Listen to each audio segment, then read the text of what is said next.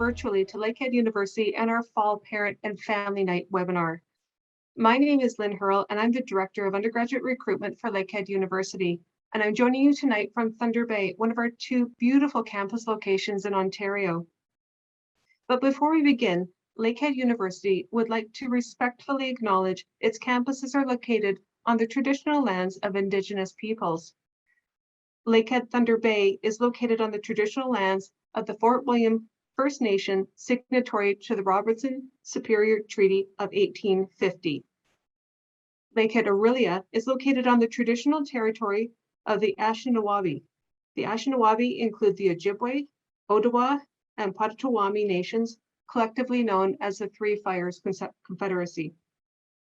And Lakehead University acknowledges the history that many nations hold in the areas around our campuses and is committed to a relationship with First Nations, Métis, and Inuit peoples based on the principles of mutual trust, respect, reciprocity, and collaboration in the spirit of reconciliation.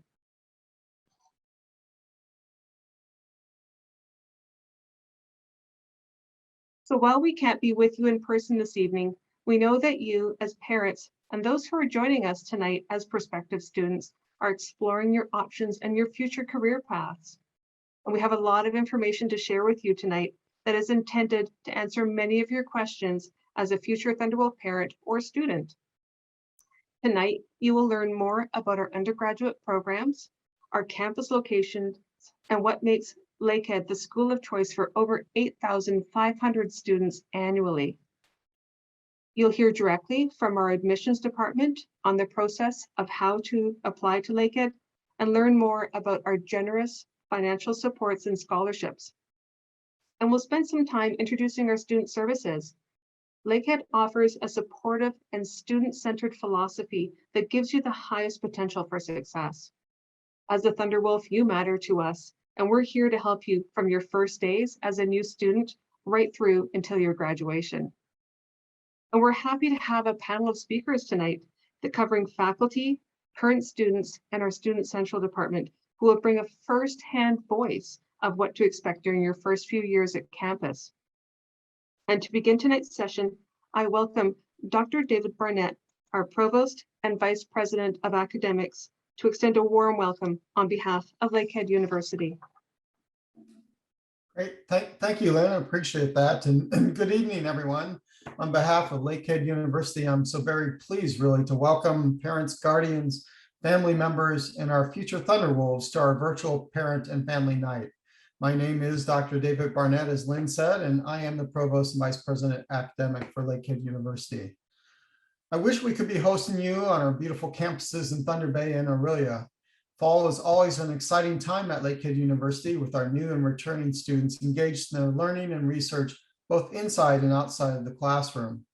It's a perfect time for future students like you to join us to learn more about the personalized university education and experiences that await you at Lakehead University. Despite the fact that we cannot be physically together, our dedication for delivering quality academic instruction, conducting research, and supporting student success has not wavered. Tonight is an opportunity for you to learn more about the unique and transformative learning experience that a Lakehead education provides and how we position our graduates for success. Throughout this evening's event, I encourage you to take part in conversations with our faculty, staff, and current students to find out more and have your questions answered. We know that every student is in a different position right now in terms of the university and program choice. Your student may already know what they want to study next year, while others may still be exploring their options. I challenge you to spark conversations with them about their passions and interests and help connect them with one of our 65+ undergraduate programs while also discovering the experiential learning opportunities that are embedded in these programs. We pride ourselves in offering a host of hands-on learning opportunities such as field schools, practicums and placements, and cooperative education that will build on your students' skills and knowledge for their university years and beyond. Lakehead is a university like no other. We teach our students how to think and not what to think. It's why Lakehead continues to be recognized by Maclean's magazine as one of Canada's top 10 primarily undergraduate research universities. We believe that Lakehead University provides a unique and transformative learning experience that positions our graduates for success. With a 97.7% employment rate within 2 years of graduation, which is above the Ontario average, Lakehead graduates are prepared with knowledge and skills that contribute to communities, industry, and advancements across the globe. We hope that you have the opportunity this evening to learn more about Lakehead University and see your student as a future Lakehead Thunderwolf. I hope you enjoy your evening of exploration. Thank you, Miigwech, and have a good evening. Thank you, Dr. Barnett, for your warm welcome to our future Thunderwolves and parents, and sharing encouraging messages about the transformative learning experiences that await future Lakehead University students. I'd like to now introduce Erin McCrae, our host for this evening. Erin, I'd like to turn tonight's events over to you. Thank you, Lynn. So good evening, everyone. I am Erin. I am the Recruitment and Events Coordinator in undergraduate recruitment at Lakehead University, and I have the pleasure of being your host this evening. So now, before we move on with our event, there are just a few housekeeping items that I do want to address. So all attendees, except for our hosts and panelists, have been muted for the presentation portion of this webinar. However, we do still welcome and encourage your virtual discussion and questions. Questions and answers will be available throughout the presentation, so please submit your questions through the Q&A function located in the bottom navigation bar. Alternatively, you may use the chat feature. The Q&A function just works best as we can either answer this question directly through this feature or answer the question live as we walk through the sessions. I would also like to introduce my colleagues Tori White and Quinn Dombrowski, who will be working behind the scenes and monitoring your incoming questions. So tonight we are excited to showcase what makes Lakehead University an exceptional choice for post-secondary education. Here is our agenda for the evening. So we will start with a presentation about Lakehead, and then you will hear from a few of our departments and learn more about the application and admissions process, student awards and financial aid, our Student Success Center, and student health and wellness. We will then have a panel discussion where you will have an opportunity to hear from students, staff, and faculty about the Lakehead experience and ask questions that will help you with your planning. And thank you for joining us tonight. We're pleased to announce that we will be drawing one name from all participants tonight to win a Lakehead University hoodie and a JBL Bluetooth speaker. We will announce the winner just as we wrap up tonight with our final slides. So now I'm going to walk you through a short introduction of our campuses, our programs, and spend some time highlighting what makes Lakehead University a university like no other to individualize your learning experience, connect with your faculty and fellow students, and prepare you to successfully achieve your personal and academic goals. So we are very excited for you to be here this evening to help you escape to a place and educational experience that is anything but ordinary. We will explore what it is like to be a Lakehead student and all we have to offer both inside and outside the classroom, as well as beyond with a Lakehead degree in hand. So let's get started with what your future Thunderwolf can look forward to. At Lakehead, we encourage students to pursue their passion, but also to step out of the crowd. And what we mean by this is pursue something that you're good at or something that interests you. We have many exceptional stories of what our grads are doing, and not everyone's results are going to be the same. Did you know that Lakehead University is Canada's #2 undergraduate research university? Through research, students will have opportunities to work alongside world-renowned faculty where they will be a part of creating something new and work towards changing our future. At Lakehead, we offer research opportunities to undergraduate students, and this means that in their second, third, or fourth year, they could be working with a professor in a lab or even participating in an anthropological dig in Tanzania. Lakehead grads also cite how our small class sizes, with 90% of our classes having fewer than 60 students, contributed to their success, or about the fact that an influential professor knew them by name and helped them along their journey. Connecting students to real-world experiences matters to us at Lakehead. By providing them with experiences to learn beyond the classroom and take their expertise into the local community, the lab, and the workplace, they will not only further their knowledge, but also gain practical, relevant skills that will position them very well in the future. Lakehead University also offers an unbeatable financial aid package. We are #1 in Ontario, with over $11 million annually provided to our students to help fund their education. Our programs, over 65 of them, will prepare your student for their future. They will be engaged in a hands-on learning environment that will equip them with skills and experience to enhance their theoretical learning. 99% of our students by fourth year have engaged in some form of experiential learning, and this is something we are very proud of at Lakehead. Whether it's cooperative education, a practicum or placement, internships, working with community partners, or participating in something like field school, students learn by doing.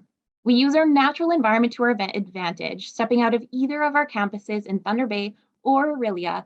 Right in our backyard, we are surrounded by the beauty and mystery of a natural laboratory. Not unusual to see a class outdoors learning in different and extraordinary ways. Students could practice teamwork or leadership skills on a canoe or hiking trip in our kinesiology program or our outdoor recreation parks and tourism courses. We hear many stories from graduates who have received job offers or started their career before even walking across the stage at convocation.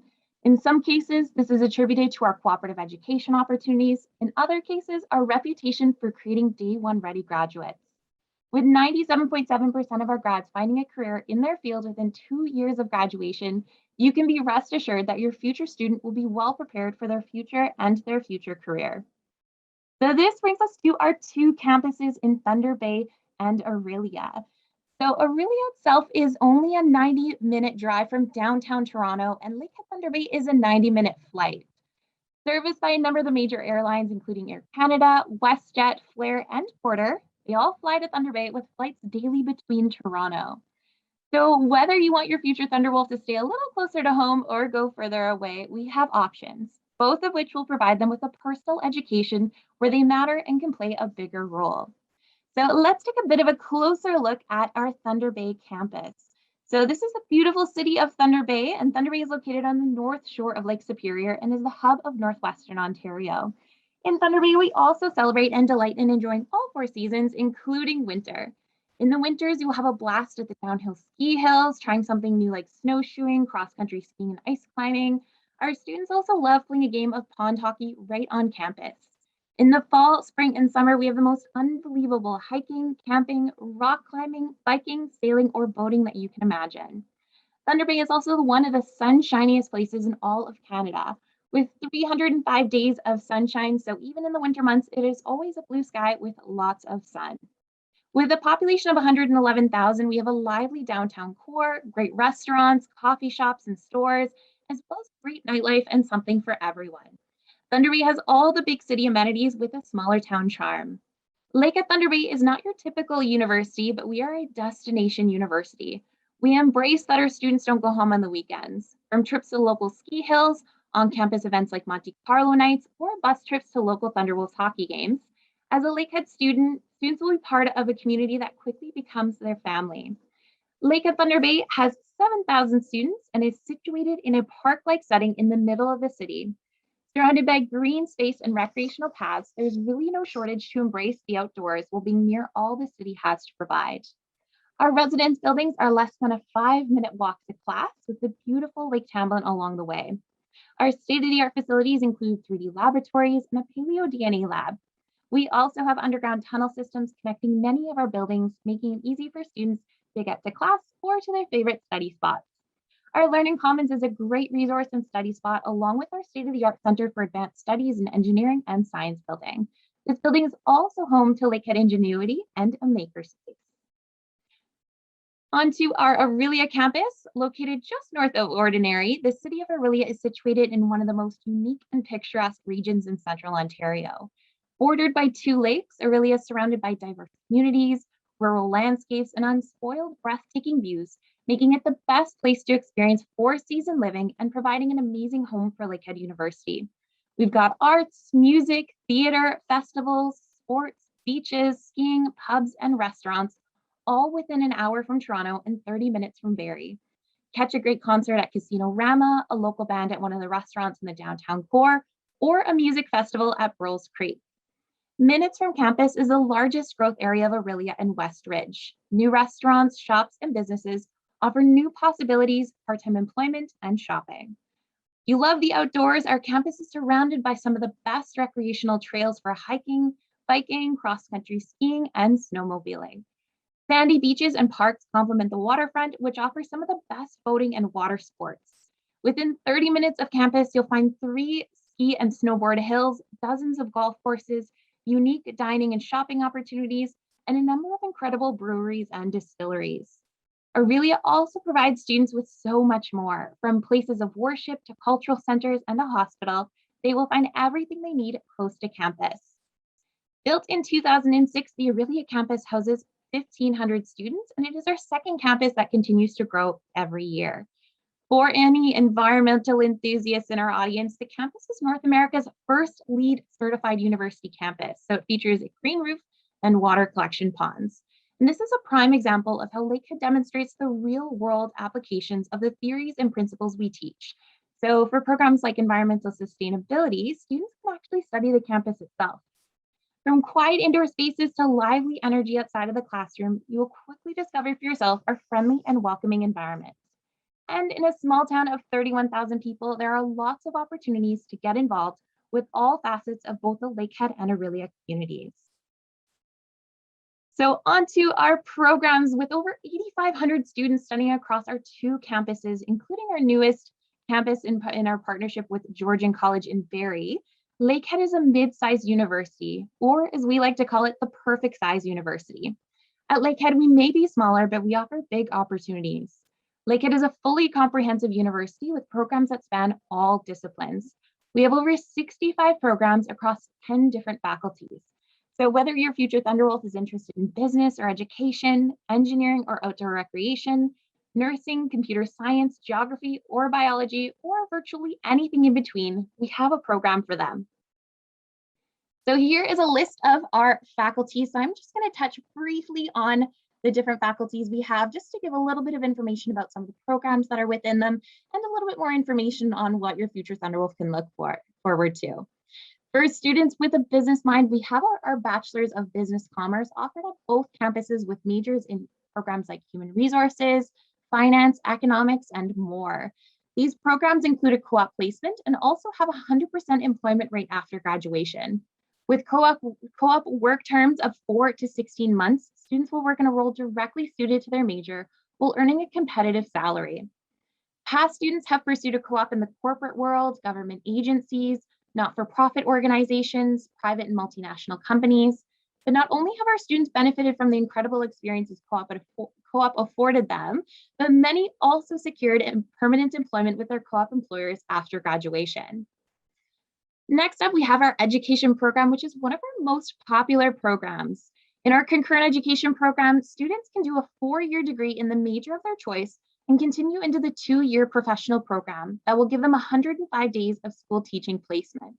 We offer both primary, junior, and intermediate senior, as well as a consecutive education program for people who want to teach after earning their degree. We also have engineering, and our engineering program is one of the most popular and very unique in that our students graduate twice. Students receive a diploma in engineering technology in their program after 2 years, as well as a degree upon completion of the program. We are the only program in Canada that offers a diploma and a degree. We have programs in chemical, civil, mechanical, software, and electrical engineering. Next up, we have our health and behavioral sciences. And so our health and behavioral sciences programs are the professional programs that we offer. These include kinesiology, psychology, social work, and nursing. In most of these programs, our students are required to do a placement or practicum in order to get the best experience possible before graduating. This placement can include nursing at the Thunder Bay Regional Hospital, studying physical growth in school-aged children in our KIN program, or creating after-school programming. This faculty also has a 100% employment rate within 2 years of graduation. Next, we have our Natural Resources Management faculty, which houses the programs of Environmental Management and Forestry. This faculty focuses on management of the environment for the benefit of society. We also have a 100% employment rate in both of these programs within 2 years of graduation. These programs have a common first 2 years, and our students will learn about GPS technology, drone training, and genetic research. The Faculty of Science and Environmental Studies houses our core sciences that students may be used to studying in school, like biology, chemistry, physics, math, sort of those types of courses. We also offer interesting programs like applied life sciences, bioinformatics, computer science, environmental sustainability, and water resource science. And a majority of these courses can be combined with our concurrent education programs in order to teach science in elementary or high school as well. So whether you're studying animal sciences, rocks and the Earth's core, human evolution, forensics, or water resources, students will be immersed in an enriched learning environment with smaller class sizes, valuable fieldwork, and laboratory work starting right in the first year, using sophisticated, state-of-the-art tools and equipment. And our last undergraduate faculty is social sciences and humanities, which contains our arts programs and some unique programs, including criminology, interdisciplinary studies, media, film and communications, outdoor recreation, parks and tourism, and our gender and women's studies program. Lakehead is Canada's #1 smaller university for social sciences and humanities research and offers students the opportunity to gain experiences that combine academic studies with community-based and hands-on learning through a social justice lens. We also have our partnership program with Georgian College in Barrie, Ontario, where you can explore our innovative 4-year combined degree diploma programs offered by Georgian's Barrie Campus and Lakehead's Aurelia Campus locations. Through our partnership, we offer 4 programs to choose from. So that includes electrical engineering, applied life sciences, computer science, and environmental sustainability. It really is the best of both worlds where we have college and university combined. In 4 years, students can earn a college diploma and a university degree. We do also have a couple of non-direct entry faculties. So what I mean by this is you do need a degree prior to applying to these non-direct faculties. So Lakehead University has a law school, and then we also have the Northern Ontario School of Medicine, which is located right on our Thunder Bay campus. Lakehead University also offers an unbeatable financial aid package. We are #1 in Ontario for scholarships, bursaries, and awards with $11 million offered annually to our students. You'll hear more about our financial aid packages a little bit later in this webinar. So next up, we have our residents, and we have 2 guarantees in residence. We guarantee residence for direct from high school students, along with a single room in their first year. We also have a bit of a third guarantee that they will meet the closest friends they will ever have and that they will have an absolute blast while staying in residence. The people students meet in residence will become their family away from home. They'll eat together, play board games, venture into the city, or even out to the local ski hills. Residents at either campus provide students with everything they need: a desk, a chair, a bed, bookshelves, a closet, Wi-Fi, and a mini fridge. Residence also has a common area or lounge where students can watch movies and sports, play video games with their housemates, and a quiet study area if they'd like to get out of their room or study in a group. In Thunder Bay specifically, the residence is kind of like Harry Potter. So our students all live in different houses that are connected together, but only their housemates can enter their house. They are 3 stories high and have shared bathrooms on each floor. For parents, we do offer 3 levels of security. So 1 key to access the building, which only resident students have, 1 key to open their house, which only 29 other housemates have, and 1 key to enter their room, which only they have. We also have residence assistants and house presidents who are trained in first aid mental health and who are always on call and living in each house as well. Every Saturday, we have res sports where houses compete against each other for points and the coveted House Cup. Points are not based on wins and losses, however, but rather on house spirit and participation. In Thunder Bay, the meal plan is all-inclusive, which means they can eat as much or as little as they like. There is also a declining balance included on the student card, where that allows them to pick up coffee on campus or have pizza delivered right to their room without needing to carry cash. Residence in Aurelia features a unique room layout with a shared bathroom with only 1 other person. The Aurelia Campus meal plan is also an all-you-care-to-eat plan, and the meals are provided by a locally owned company who can cater to students' preferences. There is also a declining balance card that they can access to treat their families. So if you come and visit your student at the Aurelia campus, they can treat you to lunch, dinner, or take advantage of some of the special events or food offerings available on campus. So getting involved, having fun, and giving back are other parts of the Lakehead experience that students will not want to miss out on. Through the Lakehead University Student Union or also also known as LUSU, our student government offers students numerous ways to get involved. Students can join one of the LUSU centers, such as the Gender Equity Center, Multicultural Center, or Pride Central. There are also ways to be part of the university's academic governance body, allowing students a great way to share their student voice. We have over 60 student clubs to join, or students can even start their own. So whether they like Latin dance or skiing or be involved in something like environmental programming, clubs are also a great way to meet others who have similar interests. Our programs also have academic associations and societies tied to them, so they can get involved in their field of study in different ways like volunteerism, networking, and general camaraderie. Many of our programs also have teams of students who compete against other universities at provincial, national, and international competitions. So a couple examples, we have our engineering steel bridge building team that regularly places first at both regional and North American-wide competitions.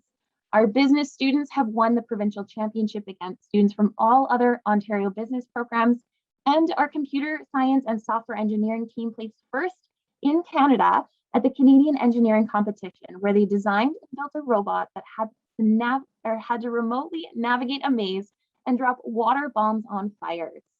These are just 3 examples of the dozens of Lakehead academic teams that compete and usually win or place in competitions across the country. There is no better indicator of the type of education students will receive than seeing the results of their academic teams against their peers.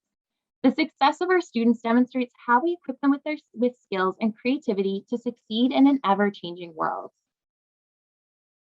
In Thunder Bay, we have 2 on-campus athletic centers with a 3rd brand new facility that actually just opened.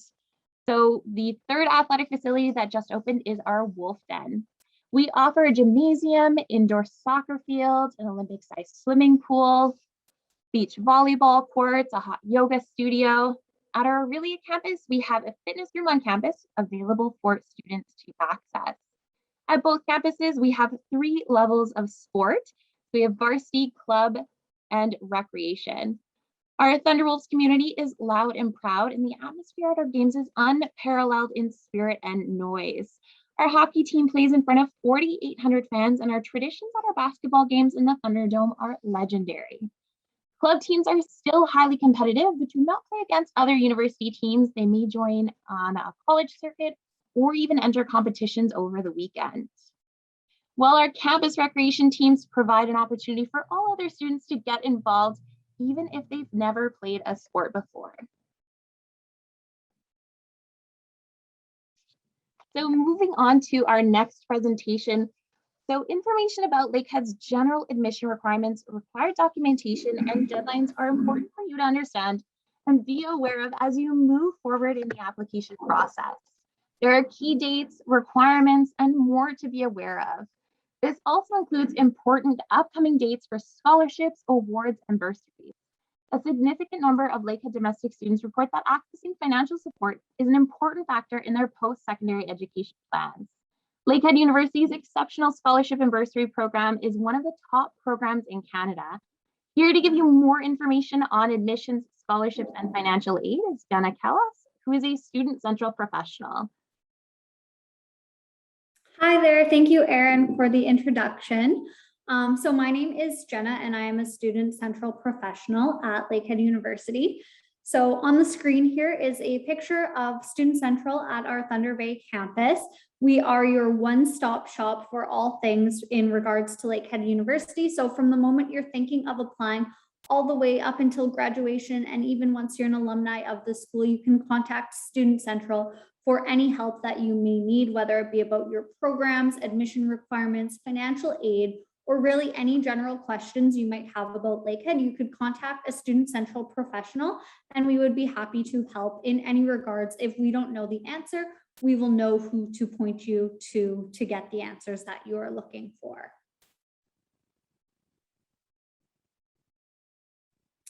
So the first thing I'm going to talk about today is the admission requirements. So this is the grades and the things that you need in order to get an offer into Lakehead University.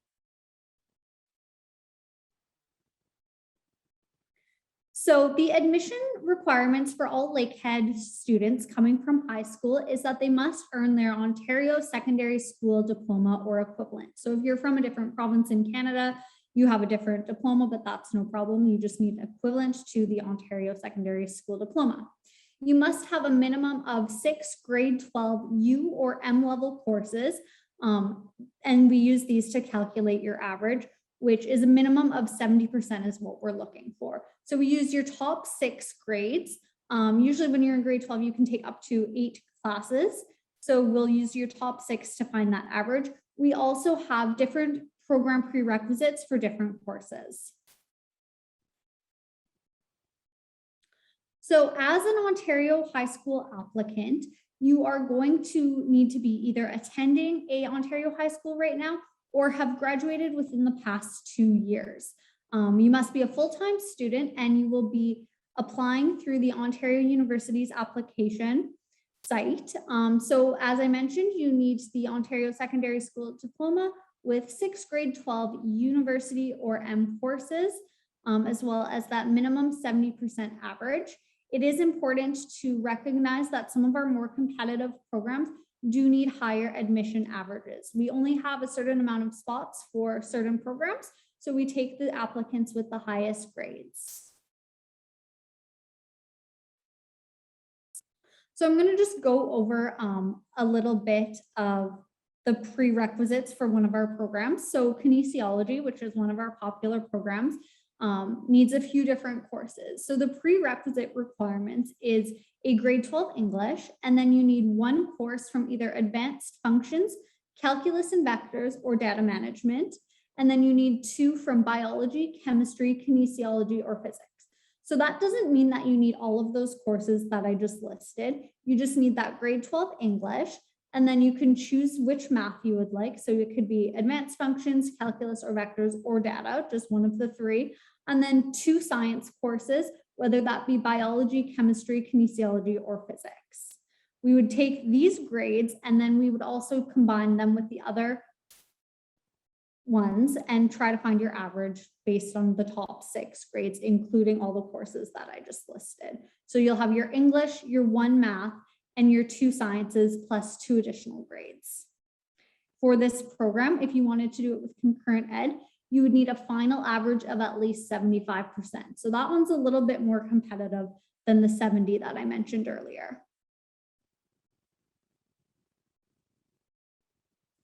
So to find that average, I'm going to go over that a little bit in more detail. We're using the best 6 grades from your grade 12 4U or 4M courses. If you take any college level courses, we will not use these to calculate your average. Depending on how many courses you have, we will use all the prerequisites, or we might end up using some other courses to use to calculate the average.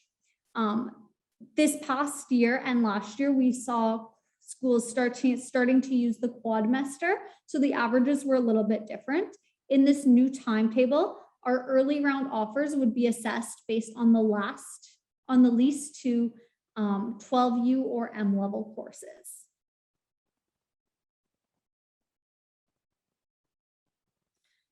So now that you know how to get into the course and how to look at which courses you need, it's time to start thinking about how to apply into university. So as I briefly mentioned, you are going to be using the Ontario University's application center. You're going to want a 101 application form. So there is a picture of the OUAC site there. We have the different applications that you can start. So all high school students are going to want to do a 101 application. So that's the undergrad. It's the one on the left-hand side in the top corner there. When you are applying directly from high school, you do not have to worry about having your transcripts sent in yourself. Your guidance office will send those directly to Lakehead. One of the more important things to remember, though, is you do need to go to your guidance office and get the access code letter with the information required to apply online. From there, once you complete your application, you can let your guidance counselor know, and they will be responsible for sending your high school transcripts at the appropriate time to Lakehead.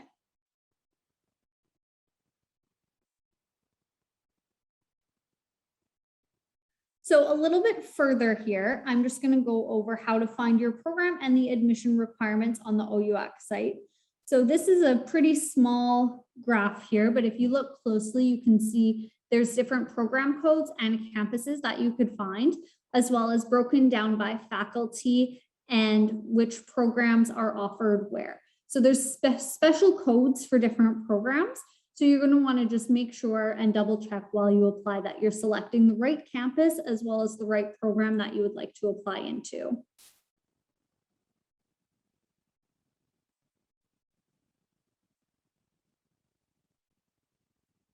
So one of the most important to think about is the timeline of applying into university. So the application deadline for undergrad students is January 13th, 2022.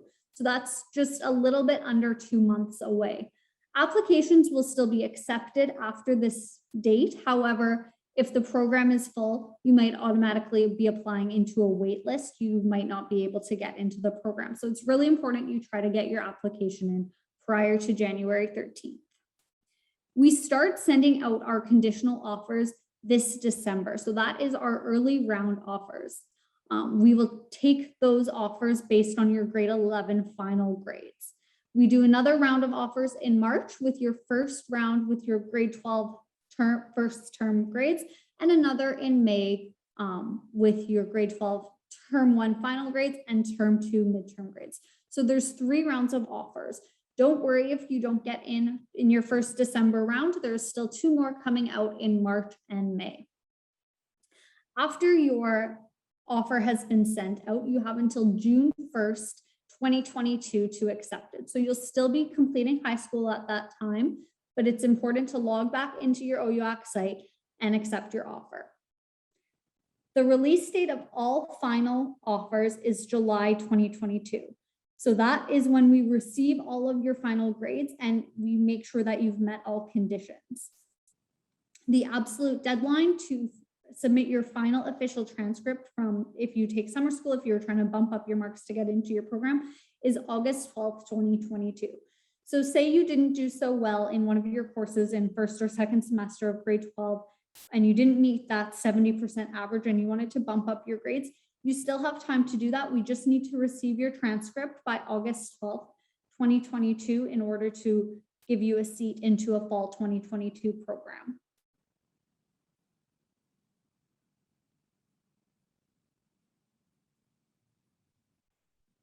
So now that you know about the admissions process, I'd like to talk about financing your education and how you're going to pay for school. So myself and the other 5 Student Central professionals are the people who you speak to about your financial aid, whether it be your scholarships, your OSAP, anything like that. So as Erin mentioned earlier, we have $11 million in scholarships and bursaries, which is the #1 program in Ontario.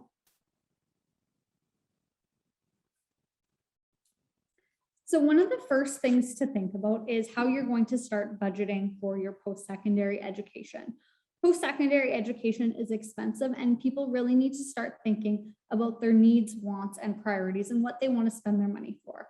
One way to do this is to assess all of your expenses and list the factors that you need to consider, research all of your options, and really be aware of what you're spending your money on. Most students need to establish a financial plan and be aware of their spending so that they can really budget for success.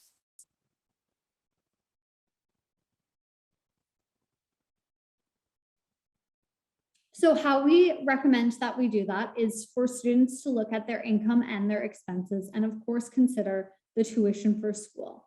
Besides the tuition that is standard and listed on our website, it's important to consider the other things that you may need during the year.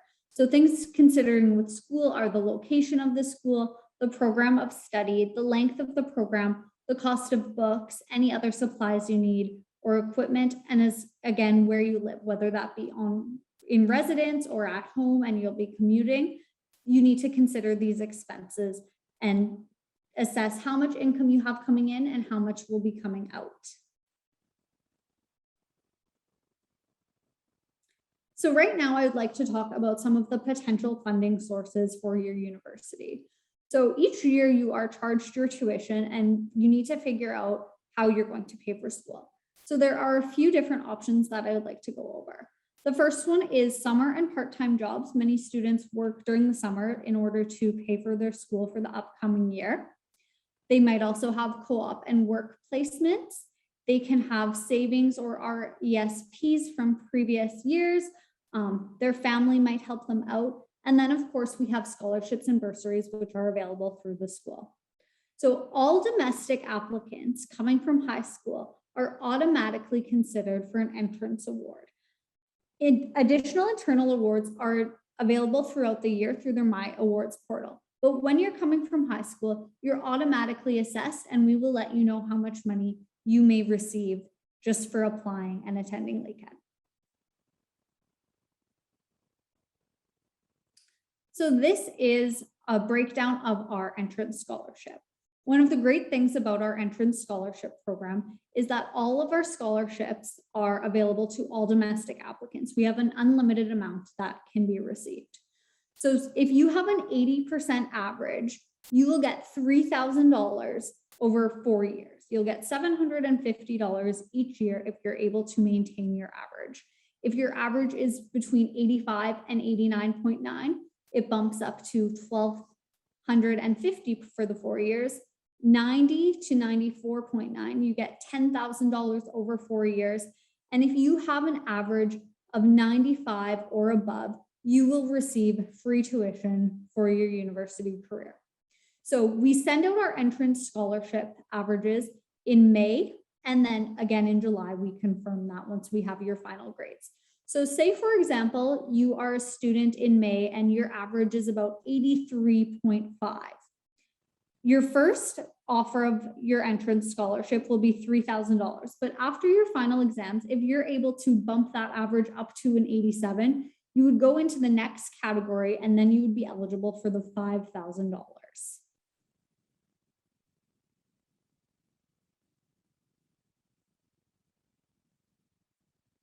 So in addition to our entrance scholarships, we also have many scholarships and bursaries that are special to Lakehead, such as our presidential scholarships, which is 2 times $30,000. So that could be essentially paying for your tuition. We have the Northwestern Ontario and Simcoe County Citizen Scholarships.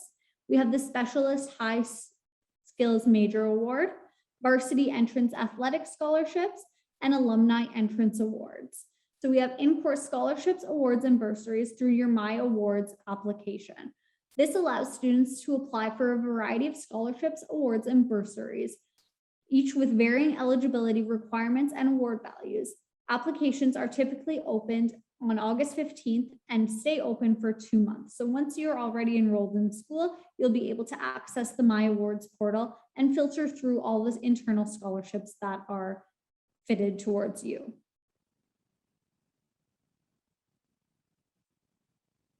The next thing I would like to talk about is OSAP. So OSAP is the Ontario Student Assistance Program. It's an integrated program funded by both the federal and provincial government that provides financial assistance to students to help them attend post-secondary. It is awarded on a needs-based assistance. Your funding is determined based on your individual needs. So when you apply for OSAP, you fill out a form and a profile, and you answer all your questions. And from that point, you are assessed and you will receive the money from the federal and provincial government that they deem you eligible for. One thing to remember with OSAP is that it is supplemental. It is not designed to cover all costs of attendance. Attending higher education is a shared responsibility between the government, the student, and their family. So often students think that OSAP is supposed to cover all of their expenses for their full year of school. That is not the case. You are supposed to make a contribution towards your education as well, and OSAP will supplement accordingly. One thing to remember with OSAP is that you must apply every single year. If you decide to apply for OSAP and then the next year you decide that you don't need it anymore, you can apply for a continuation of interest-free status, which will allow OSAP to be notified that you are still continuing your studies, and the payments will be paused as well as the interest. There are two different types of OSAP funding. There are loans and grants. Students are automatically assessed for both. Loans are funds that you have to pay back, and grants are funds that you get to keep. You do not have to pay it back. It is almost something like a gift from the government where they let you keep the money, and you, as long as you remain in school, you do not have to pay them back for that portion. One of the benefits to OSAP funding is students can choose to receive only their grants so that they don't have to take any loans, and they must do this before any funding is released.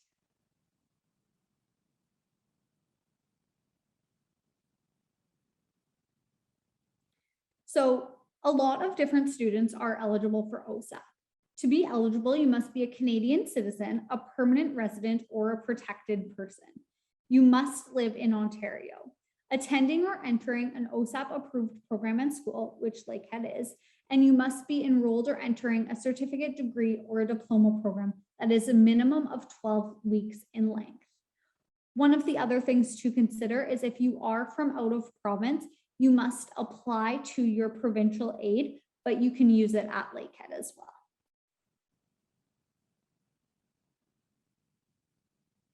So as I touched upon a little bit earlier, OSAP funding is determined by a variety of different factors. It's based on each student's personal financial situation, including their parental income, the size of the family, and how many students in the family are attending post-secondary education, your income and savings, any major scholarships that you receive, as well as living at home or living away from school.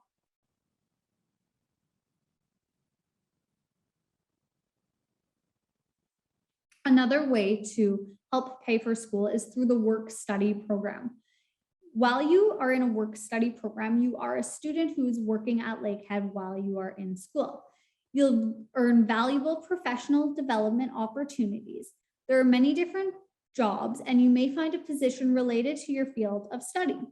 You'll provide valuable life and work experience. And one of the best parts is we have flexible hours to ensure that we are working around your school schedule. We will never schedule you during exams or class time or anything like that. So doing a work-study program is a great way to be a student who is working while they are going to school. You'll receive additional funding to ensure you can fully fund your educational expenses.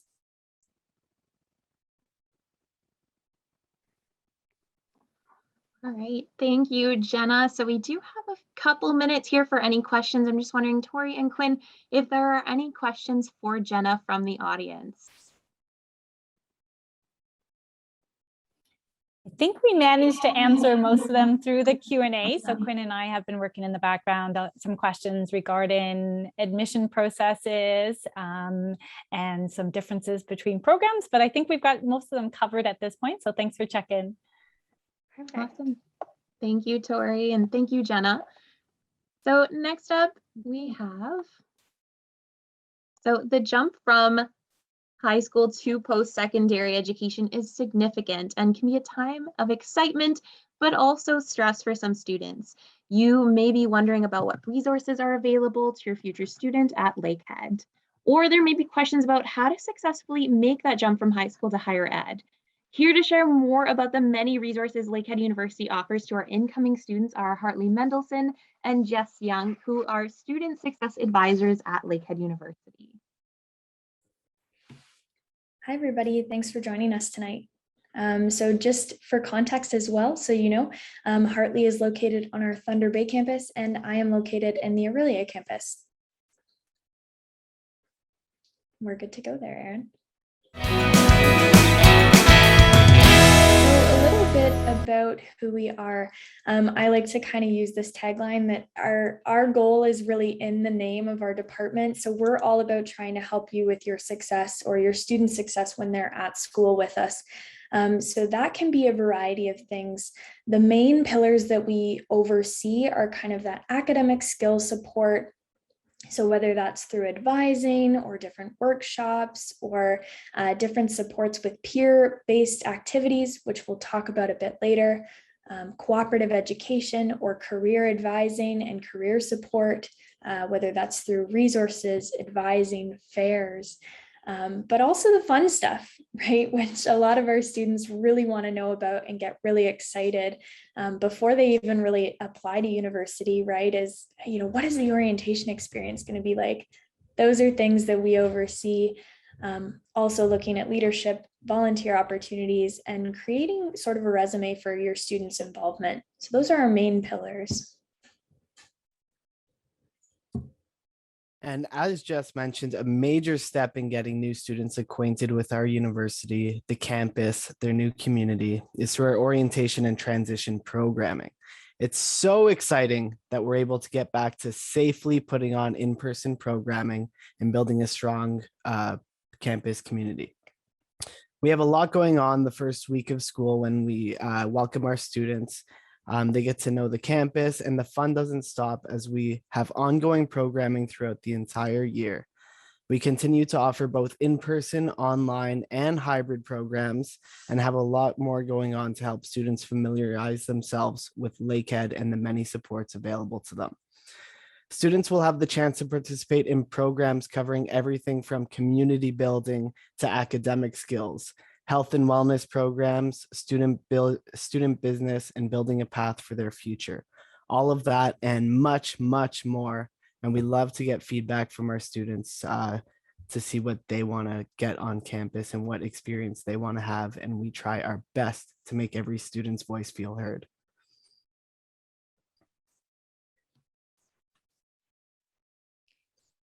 So maybe it doesn't sound as fun, but it is a big portion of your students' time with us at university.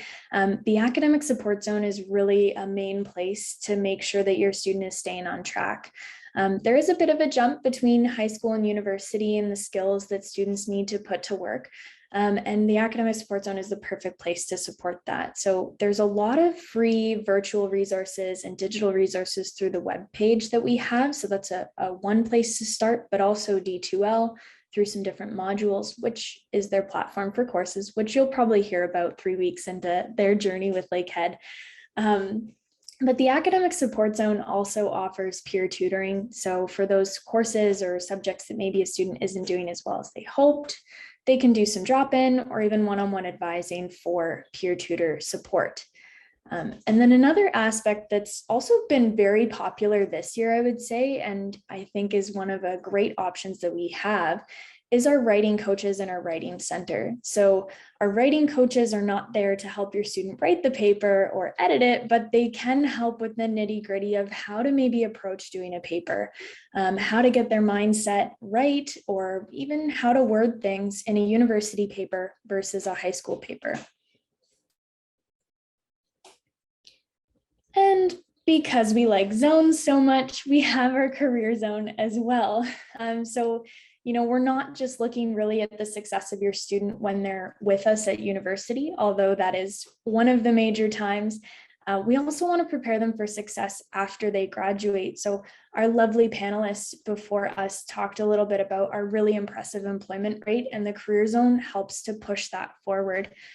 So checking in with us, we do offer different career fairs. We do career advising. So for programs that maybe don't seem like they have as traditional of a trajectory after a student graduates, they can come chat with us and we can help map out what options are out there. We also have an extensive online resource base. So, if you're curious, even as a person who has a career outside of here, check out the resources we have. They're great for everyone. And this is a great place to go, even if they're in their first year, because it's always great to plan for success after you graduate or for those summer months when you're not doing school.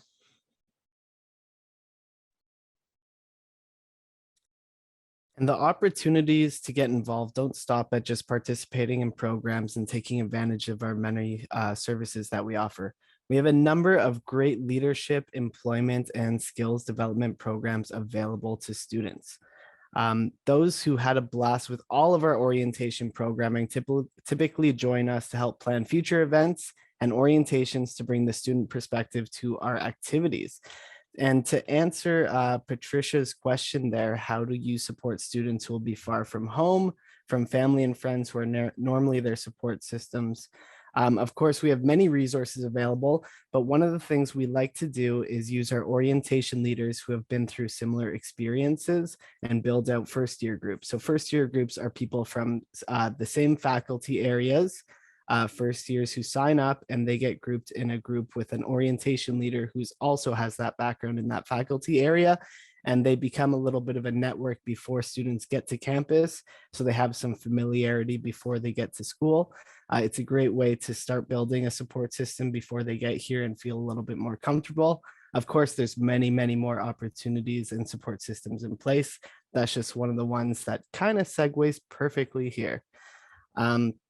We also have employment opportunities, whether that be through our academic support tutors or the many student worker positions on campus in our department. And as mentioned, our career zone can help students find employment or build on their existing resume. So if jobs do open up, it's a good idea to visit the career zone and get that support with building their resume and seeing how to best market themselves towards the jobs available. Student engagement continues as we offer many, many volunteer opportunities and connection points to help students find what they're interested in. The great part about volunteering, joining clubs, and more is that it goes on a student's co-curricular record, or CCR as we like to call it. The CCR acts as a supplement to a student's academic transcript, which showcases all of the volunteer and leadership activities and positions that they've participated in while they've been at Lakehead. The opportunities are really what a student makes of them, and we're always here to help and support a student with their growth and help them figure out exactly what they want to do and exactly what they want to get involved in.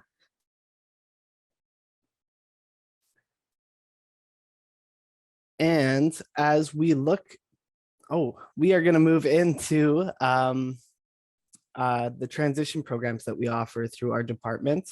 These are great programs that help students get really familiar with the university level of learning, building community, getting up to speed with some of the academic skills needed to succeed in university, as it differs in some areas quite substantially from high school level learning. So we have opportunities and programs in place for students to take advantage of that. And as I was getting to the student survey information, we always look to improve our programming. We always check in on how students felt from what was offered the previous year and on an ongoing basis. So through collecting data from students who are in our past first year class, we're able to build, grow, and develop our programs and activity offerings to better tailor to the needs of our incoming students. And we also receive feedback on an ongoing basis from our incoming students to better tailor programs later on in the semester, later on in the year, to give them exactly what they're looking for. We use these surveys as a launching point for what's to come in the future and help guide our adjustments for the student lens and get that student feedback so it's more student guided and we can help tailor the programs towards them.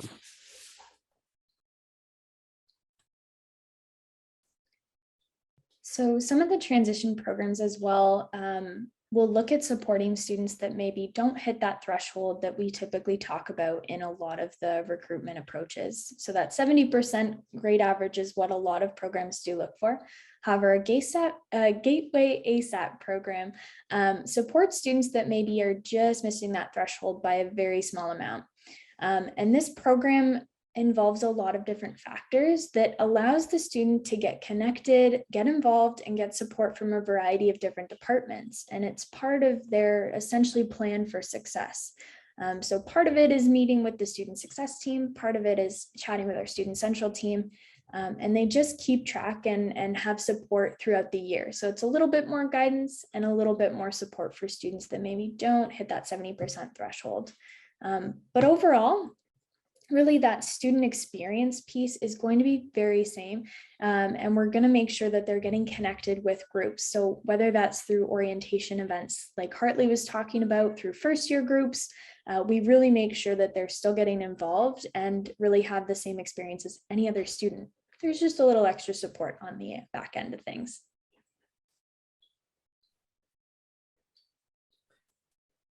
And building on transition programs here, the university seminar course is a great opportunity for students to get familiar with our online learning platforms, student support services, and get up to speed with university level academic skills and learning strategies.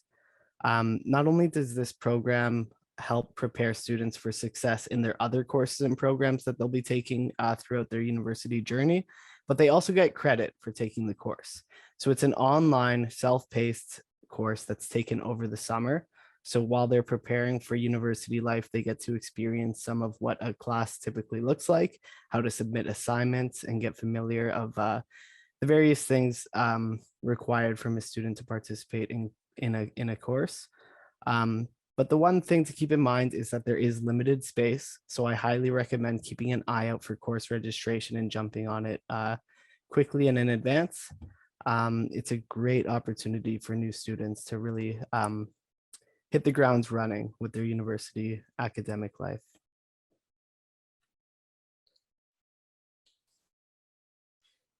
Okay, so I do just want to acknowledge I saw a question there in the Q&A. I know that Irene, which is our next guest in health and wellness, would be a great resource for that. So if the answer doesn't get helped with Quinn right now as he's typing, make sure to check in with Irene a little bit later. The Launch Your Life program, though, is actually a new initiative that we had this year, and it was a really great way to allow students to come to campus before courses and before they start their university journey to not only meet some new people, but develop some skills that are tied to overall success, not only with school, but as a person in general. So this was a really unique program. It was a weekend-long sort of retreat, and we actually had some different guest speakers from other universities come in to partner with us on this. And I can say to this day, a lot of the students that were involved in this program are actually still friends on campus to this day with both Thunder Bay and Aurelia campuses. So we're not sure if this is happening next year, but it's something to keep an eye on, because if it is, I would highly recommend checking this out to see if it's a good fit with your student once that time comes around.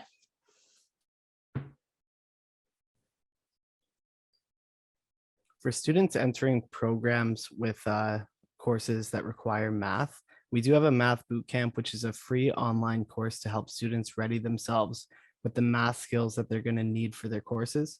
It's a great refresher, and it's always helpful to gauge where a student's at in relation to the university level math that will be required in the courses once the school year starts. So it's highly recommended to jump into the math bootcamp. Like I said, it is free, and the math bootcamp is self-guided, and we offer tutor support for 4 weeks throughout the program with follow-up opportunities as well. And beyond that, we also have free tutoring for students. So if they find that they are still struggling with math or one of their other programs, they can always jump on with a tutor after they've participated or didn't participate in the math bootcamp. But it's a great way to test their skills and get a refresher for what they're going to be facing once they get to school.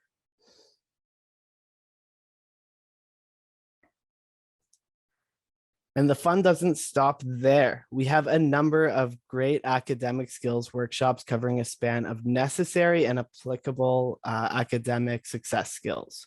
We typically cover note-taking strategies, effective textbook reading, academic level writing, online learning strategies, exam preparation and study plans, time management, and everything in between, general advice, and much, much more. For those who are unable to make it to any of our online workshops or want a more personal one-on-one approach, we offer one-on-one student success advising. So those are a great opportunity to get a little bit more question and answer, personalized feedback and strategies, and students can book those online, but they can also do one-offs or have continuation, so we can keep students accountable if they wish and they feel that that's something that they're going to need. But these one-on-one student success advising appointments are a great way for students to just stay on track or get back on track and get the support that they might need.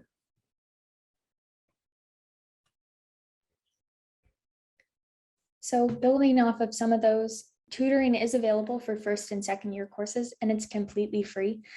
So not having to worry about hiring a private tutor is a really great thing for all of our students and parents to know about, because, you know, university is expensive enough as it is. We don't need to necessarily give a little extra on that extra support academically.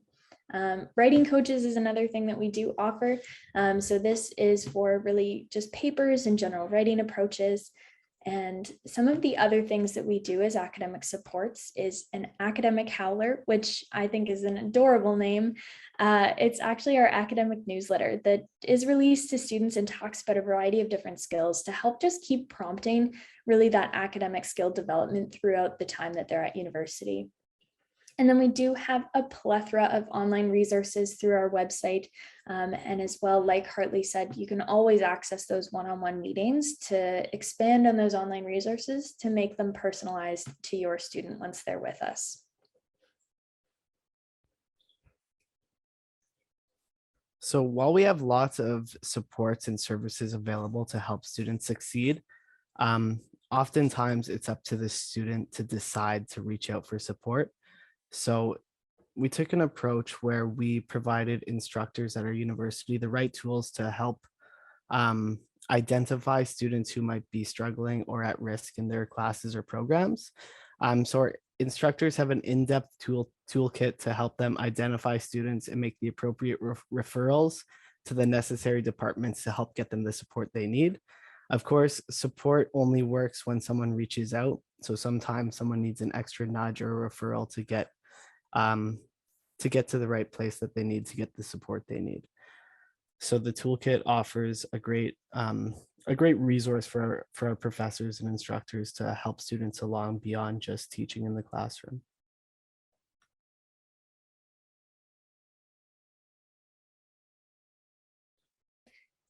So expanding again on those things that we've talked about here, we do have some extra supports that really work with our faculty team. So kind of in collaboration with that toolkit that Hartley was talking about.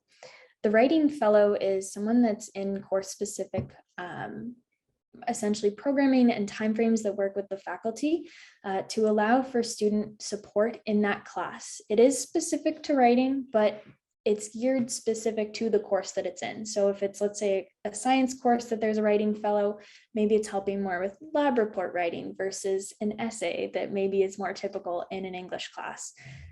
And then in addition to that, there's also class visits. So we talked a lot about some of the different skills that we typically will meet with students for, but we'll also sometimes go to classes and just provide presentations or workshops on those skills directly in the classes. This is a great resource for us because the students should be in the class, so we tend to get a very captive audience during these presentations.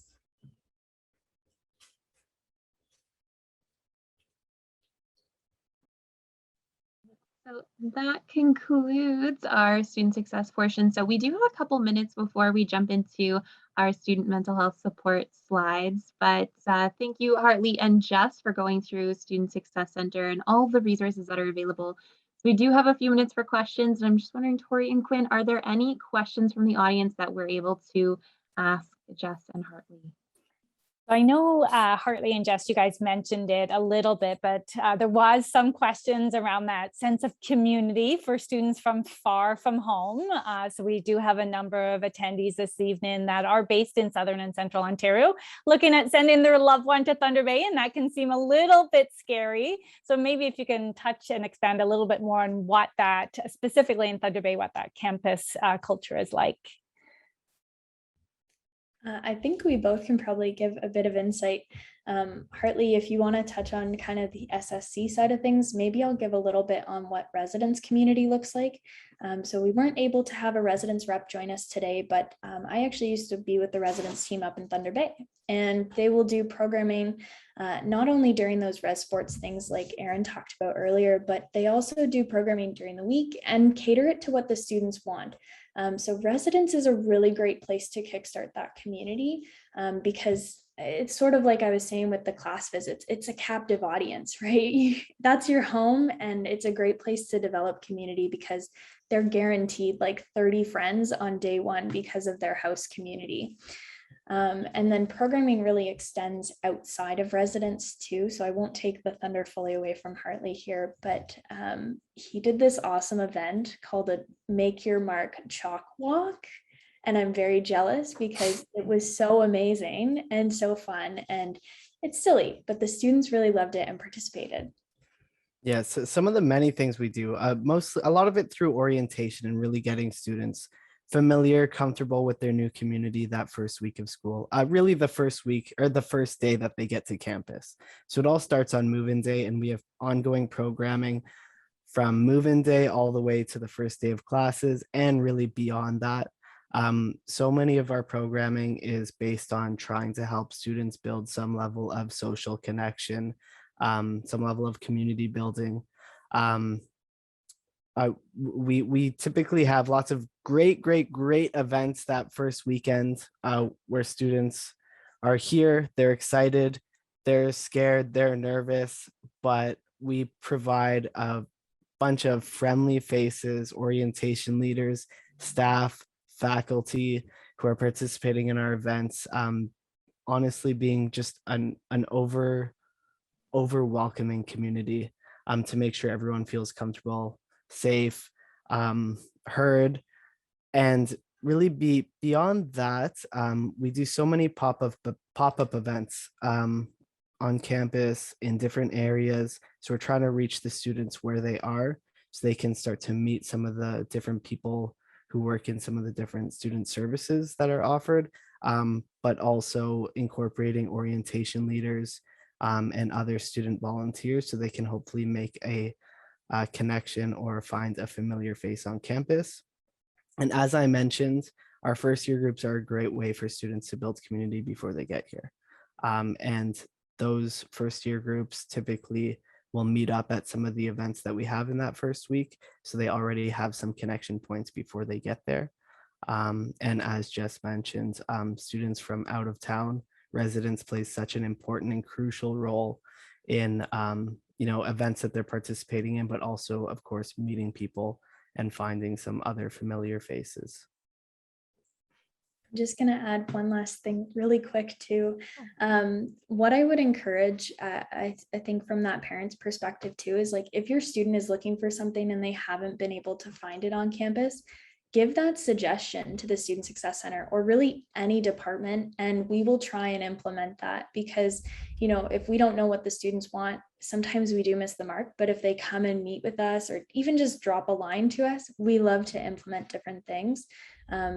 And we always are open to new things. So basically just give those suggestions and allow your student to be as open as possible so that we can support them the best way. Thank you, Jess and Hartley. So we will move on to our student mental health support. So knowing that there are resources to support student physical and mental health is an important consideration for students and families, regardless if the student is local or has moved to a Lakehead campus. Here to share an understanding of what resources are available to our students and how Lakehead approaches and consistently advocates for student health and wellness, I am pleased to introduce Irene Pugliese, Manager of Wellness Services within Student Health and Wellness. Hi, thanks. So it's great to see so many people here. And today I wanted to talk a little bit about how we approach student health and wellness. So kind of thinking about the big picture and what we know about students is that, when students are well, they're going to perform better, right? And so if we can make sure that they are feeling mentally and physically well, they're going to be much more successful in their studies and in their social lives and all of those things. So when we think about the student, they're going to be surrounded by their friends, by the university community, their classes, what's going on in the world. And so really thinking about how we bring all of those things into assisting students. So so there's my kind of big picture of the students. So really thinking about, how do we make sure that the student is supported at all those levels. So at Lakehead University Student Health and Wellness, we really offer three main services. So our health services, our counseling options, and our health and wellness programming. So if we go on to the next slide, health services are available on both campuses. So we do have physicians, nurse practitioners, and allied health professionals that work on both our campuses. I like to call them your family doctor away from home. So anything that students would typically see their family doctor for, they can come and see one of our physicians or a nurse practitioner about. Our counseling services, I'm going to go into a little bit more detail about those over the rest of the presentation. And then our wellness programming, which looks at all that stuff we do around promoting healthy behaviors and also working with faculty and staff around how can we embed some wellness into classrooms, into assignments, into all of those types of things.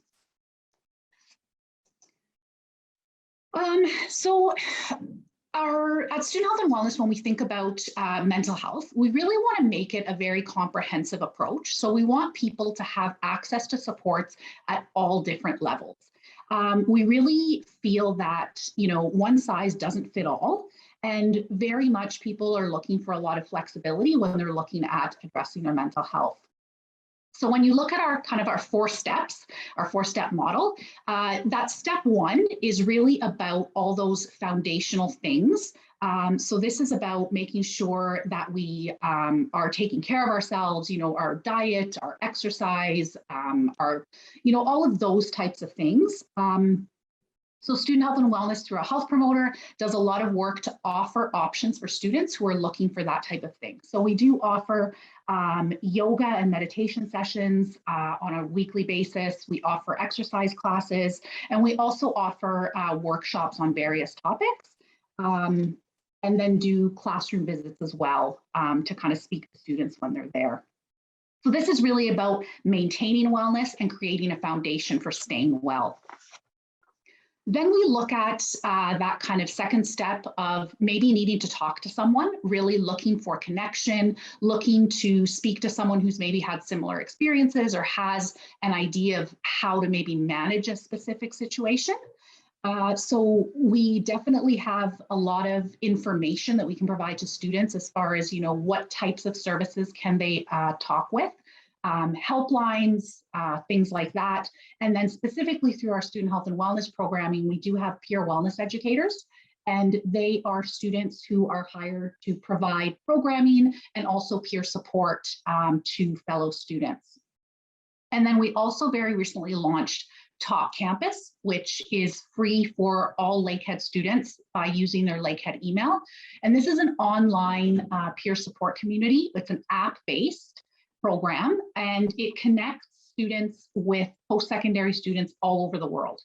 So they can go and talk to other students about whatever's on their mind. One of my coworkers described it as Twitter for mental health. So I thought that was kind of neat. And then we have this, the counseling area. So we do have counselors on both campuses, and we offer counseling services to students. So typically a student will book an appointment to meet with a counselor and kind of look at what are their needs, what kind of time commitment are they wanting to make, and what would be most helpful. So students are sometimes, sometimes one session is enough. They kind of have a particular thing that they're dealing with. They come and speak to a counselor and kind of feel okay to move forward on their own. Sometimes we contract to see students for several sessions to work on a particular issue that the student is struggling with, or maybe a student is looking for a different resource or has a very specific need, which we would then assist them with a referral into a community program. And then finally, we have that kind of crisis support. So, a student who really feels they need something immediately, we do a lot of work through our health promotion programming to make sure that all students are aware of what are the processes, who can they contact in an emergency, or if they're feeling that they need immediate help for their mental health. So this model is definitely not a stepwise model, so you don't have to start at one and go through every step. It's very much a fluid, flexible model. So really it's about giving students the option to step on and off depending on where they're at, what's going on in their lives, and what they're really looking for. So it's very much student driven as far as providing what that student is looking for at a particular moment in time. And then on our next slide, I'll talk a little bit about our wellness programming and supports. So I would highly encourage everyone who's in the webinar to check out our website. We have revised it and updated it and refreshed it over the past year or so. So we do have a lot of information on the website. I like to call it self-serve health and wellness information. So we have identified those 6 areas which are, research and evidence really shows that those are the areas which post-secondary students find the most challenging. So we have healthy eating, exercise, sexual health, sleep, stress, and substance use. So we really put a lot of work into messaging in those areas using an evidence-based approach and a harm reduction approach. So really looking at how do we get the word out to students. We do a lot of work in orientation around transition and things like that. And then of course, throughout the year, we have a sense of the types of things that students are typically struggling with at particular times of the year. And so we make sure that all of our messaging kind of coincides with that. So it's almost like we're providing information to the students before they need it, right? So for example, we know midterm times, especially for first year students, can be very stressful. So how do we kind of start to prepare them for that a few weeks before they start to realize that they're stressed out by midterms? So lots of programming that way. We have our Well You kind of brand, which is around doing some skill building workshops. We do those in-house, and we also are invited into classrooms to provide them. We do sessions with that seminar course. We do 8 modules looking at resilient skills and developing those skills with students.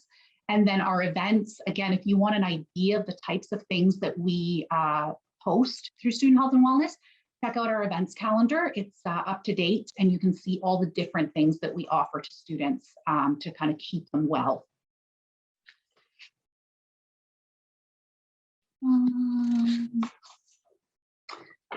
And then kind of the final area I'm going to talk about, and this is something that we've started to focus on more recently in the past 2 or 3 years.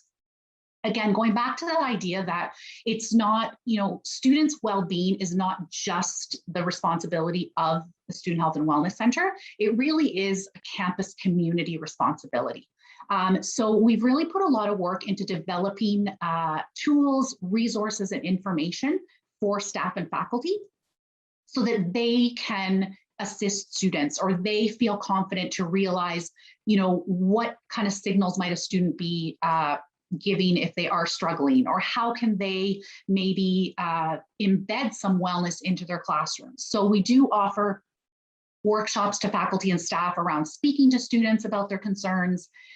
We've also developed a lot of ready-made resources that can be used by staff and faculty. So for example, we've developed syllabi statements, email signatures, lecture slides, all of those types of things. So again, for example, faculty probably will also begin to realize, around midterm time, students begin to get stressed. So maybe a few weeks before midterms, they can go through our lecture slide deck and see, oh, there's one on stress and exams. And they can then kind of put that as part of the beginning of their class.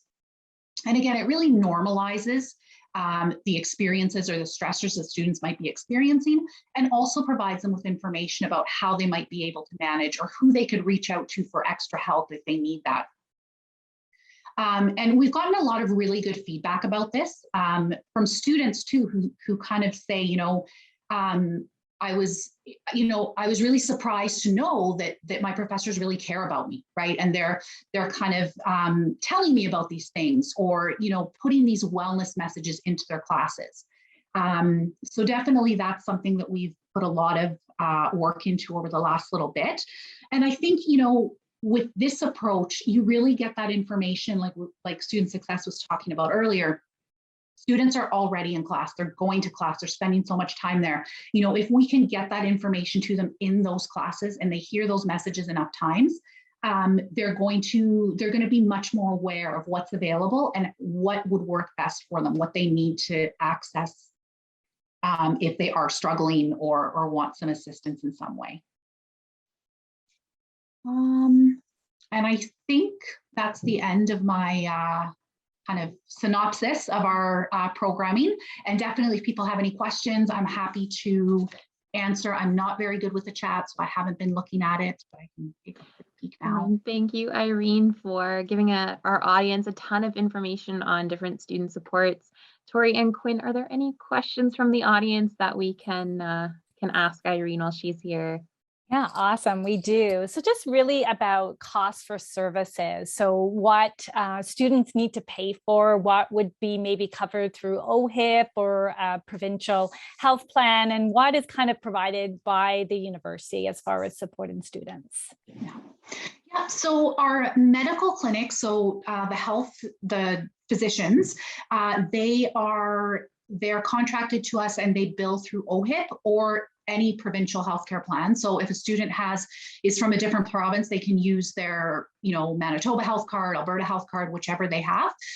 International students typically have UHIP, which is another form of insurance, and we will bill direct to UHIP, and so students don't need to pay anything upfront for the medical services.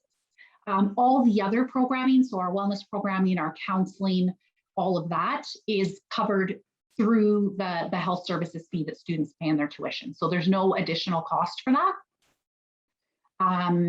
And we do have some allied health professionals. So, on Thunder Bay, we recently started having a chiropractor who visits. That is typically will get covered through LUSU's extended healthcare plan if a student is interested. And we also do usually work with our providers to provide student rates, so that we kind of try to make the rate as close to the benefit coverage as possible. Thank you, Irene. Are there any other questions from the audience before we move on to our student panel?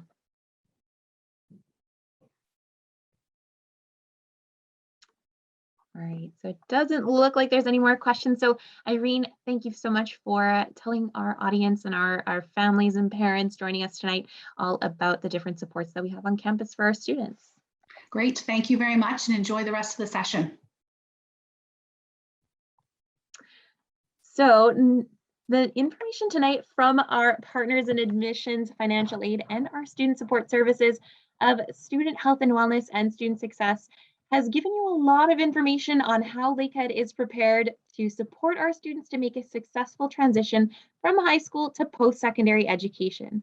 However, it's always helpful to hear from current students about how they've made the transition and what their real life experiences have been as a Lakehead University student. So we are moving on to our panel discussion, where you'll be hearing from current students and faculty. The panel discussion provides you an opportunity to ask questions of students, staff, and faculty about the Lakehead University experience with a focus on first-year transition and the benefits of Lakehead. So we will start with some initial questions for our panelists, but we encourage you to ask questions during the session so we can answer them live. If you have a question, please add it to the Q&A feature located in the bottom navigation bar on your screen, and our team behind the scenes will ask your question live to our panelists. So I am going to stop sharing my screen quickly here so you can see our panelists, so you have more of a full view of them here. So I'd like to begin just by introducing all of our panelists tonight. So I am going to ask all of our panelists to wave as I go through introductions here. So first on our student panel, we have Brandon Reefus. Hello, Brandon. And then we also have Michael Hubany. Hi, Michael. And on our faculty panel, we have Dr. Wing Him Young, who is the program chair for business programs in first and second year. And then we also have Dr. Catherine Halverson, assistant professor in the School of Nursing. And then next, we have heard from her this evening already, but we have our student central panelist, Jenna Calabas. Hello, everyone. So maybe if you can introduce yourselves a little bit, just a little brief, explain what role you have at Lakehead University or what year you're in at Lakehead. So we will start maybe with our two students here. We'll start with Brandon. Hi, everyone. So my name is Brandon Reefus. I'm a second-year student here at Lakehead. I'm at the Thunder Bay campus, and I'm currently in the Honors Bachelor of Commerce program, so business, and I'm planning to major in accounting. And it's been a great 2 years so far, and looking forward to the next two. Thank you, Brandon. So we'll move on to Michael. Hi, everyone. My name is Michael Hubany. I'm from Red Lake, Ontario, and I'm a second-year nursing student in the compressed nursing program, which pretty much allows me to be a nurse in 3 years rather than 4. A little background information about myself is I came from a career in mining, and before that, I did a little bit of school in Europe. Awesome. Thank you, Michael. So we'll move on to our faculty just to give a little quick introduction of yourself. So we'll start with Dr. Young. Thank you. Good evening. So my name is Wayne Him Ye. I'm associate professor in business, teaching finance, second, third year, and fourth year finance courses. I'm also the program chair of years 1 and 2 in the undergraduate program in business. So mostly looking at courses, the programs in the first 2 years, any curriculum changes, any improvement, anything like that. So welcome. Thank you. Thank you, Dr. Young. So we'll move to Dr. Halverson. Hello, good evening, everyone. I'm an assistant professor in the School of Nursing at Lakehead, and I teach in both the 3-year and the 4-year track. And right now I'm currently teaching in 1st, 2nd, and 4th year. So I look forward to speaking with you tonight. Thank you. And Jenna, I know you did introduce yourself when you did our Student Central presentation, but for anyone who may have joined a little bit later, definitely introduce yourself. Hi, I'm Jenna. I'm a Student Central professional at Lakehead. So I'm based at the Thunder Bay campus, and I help with all Student Central needs. Thank you, Jenna. So we are going to start with our student panel. So I will start with Brandon and Michael. So did already get you to tell us a little bit about yourself, but we are going to ask, or I am going to ask, how did you choose your program of study? So we'll start with Brandon. So this is actually a funny story that I like to tell. When I first got into high school, I didn't know what I wanted to do. I had an idea. I do enjoy business. My parents are both in business, but I tried almost every course that I could find at my high school, which there were a lot of them. And happily, my teachers and the classes all really guided me to high school. I even ended up taking a bunch of tech classes saying, hey, maybe I want to do some hands-on work and all that.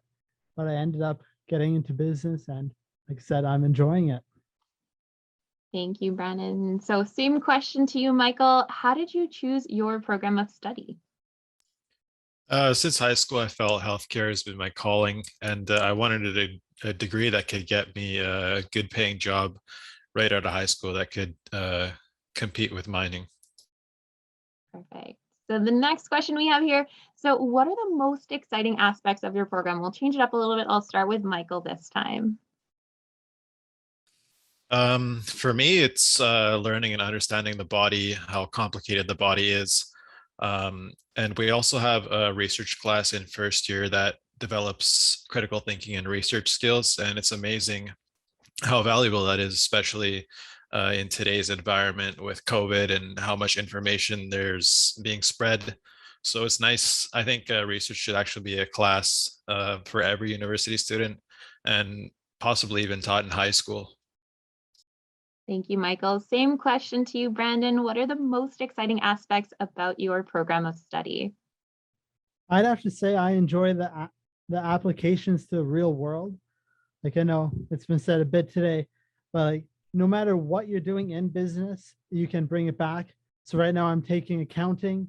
Every business has to deal with numbers. So all that. And I'd say the support from other professors. If you need something, you can go, hey, I just had trouble with this question. Could you help me out? And if they're free there, they'll help you out. Thank you, Brandon. So next question I have here is, what are the best things about Lakehead University in your opinion? We'll start with Brandon. So I actually took the summer seminar program that you guys were talking about. It was an in-person, and this was my first real glance at what Lakehead was. And we had a Zoom group of, I want to say it was around 20 people. And it was only 3 or 4 weeks. We gained a sense of community. And since that, like now that I'm in the second year, like I said, I've been able to grow and learn so many people while I'm here. And that's my students or fellow students, as well as the teachers. So how I say, get support from your professors. You can get to know them. Like I have some profs that, how we say we have small class sizes. Yeah, I go up to them, hey, I have a question. Yeah, sure, Brandon. Like when you have 100 or more people, they might not know you, but here they get to know you. Thank you, Brandon. Same question to you, Michael. What are the best things about Lakehead University in your opinion? I feel like there's endless support for students at the university. A lot of accommodation, understanding. The professors are flexible and empathetic. For example, I was sick last week and I was able to get my exam moved, no problem. So that was really nice. Or sometimes if you have a problem on an exam, you can go over it with the professor and maybe try to find some, negotiate some marks somewhere. And I feel like specifically for my program, Thunder Bay is a really good place to study nursing because the hospital here is the #1 employer, if I'm not mistaken. And the university has a really close relationship with the hospital. So that's a big bonus for placements and getting your foot in the door for a career. Thank you, Michael. So we often hear students talking about the value of our smaller class sizes. So I know you've both touched on it a little bit, but how has this helped you to be successful? And Brandon, we'll start with you. Yes, I'd say that's extremely successful. I know Michael was saying how you can go talk to the prof. Like you can get the one-on-one assistance. They have office hours. You can I've even done it. I just go to their office, hey, knock on the door. They're in there. Hey, I had a few questions on this chapter. Can you help me out? Yeah, they're able to help you. And with the smaller classes, you can, at the end of class, beginning of class, if there's time, go talk to them. We even have tutorial sessions where we have graduate students coming to help us out. And with larger classes, I don't think that would be as good or as efficient. And Michael, same question to you. We often hear students talking about the value of our smaller class sizes. So how has this helped you be successful? For nursing, it's really valuable because there are labs that we got to do. So it gives you good hands-on experience with labs. And because the class sizes are small, you have time to ask one of the instructors and they can spend time showing you a specific skill. Thank you, Michael. And I'm also going to throw this to our 2 faculty members. So we'll start with Catherine. With having those smaller class sizes, how have you noticed that this has been helpful in student success? Sure. So this is something that we've been able to maintain in our nursing program for many years. So right now, my first year class has 58 students in it, and that's about normal. And that's for theory class. So that's when you're sitting in the big classroom listening to your teacher. But in nursing, we also have labs and things that start in first year. And those class sizes, of course, are even smaller to allow for that hands-on practice. So labs will be more in the 20-some to a couple of lab instructors as far as a ratio. And then our clinical groups are quite small, especially small in COVID. We made them a little bit smaller, but usually around 7 students in a clinical group. So that's just a bit of a sense there. So yeah, it certainly helps us to be able to learn students' names and for them to be able to develop those relationships with us that Brandon and Michael have referred to. And Dr. Young, same question to you. How have you noticed as a professor for business, how this has been successful for students in having those smaller class sizes? Yeah, so in business, we are able to keep our first and second year classes to about 50, 60 students. And for example, Brandon is in my class. I saw him just on Monday, this past Monday. And then in that class, we got about 38 students. And then with a tutorial and all those. And then when we get to the third and fourth year, then we are going to be having smaller, even smaller class sizes. For example, from 10 to 20, 25 or something like that. So basically we are able to get to know our students, more interaction with the students, doing some case studies, in-class discussions, and so on.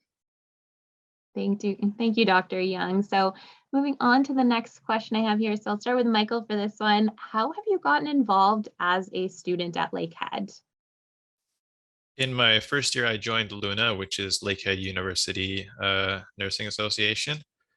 And this year, I'm vice president of finance of that club.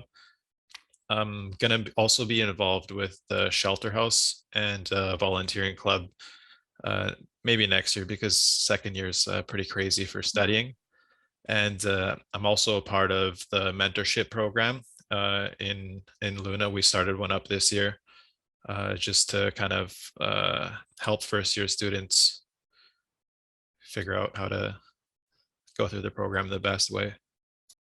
Thank you, Michael. And same question to you, Brandon. How have you gotten involved as a student at Lakehead University? Yes, this is somewhat the same story as Michael. Last year, I got started in a club called Enactus, where it's pretty much a project management club where you do a bunch of fun projects. And I didn't know that much last year. I helped out with a few competitions. And then this year, I ended up becoming the president of our club. And I've been able to do a lot more. And I know I'm not supposed to turn this into recruitment, but we do have a study group for first year students. So if anyone does, once you do come to Lakehead and if you are in business, we do have a study group. So people from the higher grades or years can help you with your work. So. Thank you, Brandon. So the next question I have, I'm going to start with Michael. What has been the biggest surprise transitioning from high school to university? Mostly a lot of the learning is self-guided. The teachers are awesome, but to do well, you have to put in a lot of hours. You have to work really hard, and it is very rewarding. There's a lot more responsibility in university, time management skills, and way less sleep. And Brandon, same question to you. What has been the biggest surprise transitioning from high school to university? Yeah, so I was used to, if anyone here is from Thunder Bay, I was at Westgate High School, and I was used to the smaller little high school, so 2 floors, that's all. And then I had the image, oh no, I'm going to Lakehead, it's gigantic. Like I was worried about like, oh no, I have to print out so many maps, look at floor plans and all that. But with the the orientations that Hartley was talking about, and just even coming to hear myself and just walking around, you don't need to be that worried. So if you just go maybe a few days early, just look around, hey, this is my classroom, that's my classroom, here's my classroom, you can figure out where to go and doesn't need to be that much of a stressor. Thanks, Brandon. So the last question that I have here before we open it up to the audience is, what advice would you give to future Thunderbolts? And we'll start with Michael. It's a good idea to live in residence in your first year. It's a great place to make connections, meet friends, form your circles, and find possible future roommates. A big one is to treat school like it's a job. If you have parenting support, focus more on school rather than working. The few dollars that you make in a job are not really worth that putting yourself behind in school or putting your future in jeopardy. And so you are in university to study, and that's hopefully going to lead you to a much better paying job. So kind of focus on what you're studying and if you do well in school, your knowledge is going to be reflected in interviews in the future and could lead to better opportunities also. And a big one is find time to take care of yourself. Go to the gym. Don't be intimidated if there's people that go there that really look like they know what they're doing, because there's people that go there that don't know what they're doing, like me. And you're just going to end up feeling better. You're going to look better. You're going to meet people, and you blow off a lot of stress and gives you a sense of accomplishment when you are not feeling very accomplished. Thank you, Michael. Same question to you, Brandon. What advice would you give to future Thunderwolves? So I know I've mentioned a few of these already, get to know your prof. They can help you out way more than you even can think. I'd say get to know people is another one. Just find people that, hey, we have the same interests. Let's study together. Let's get ready. Anything like that. And then put assignments in your calendars. So assignments can fly.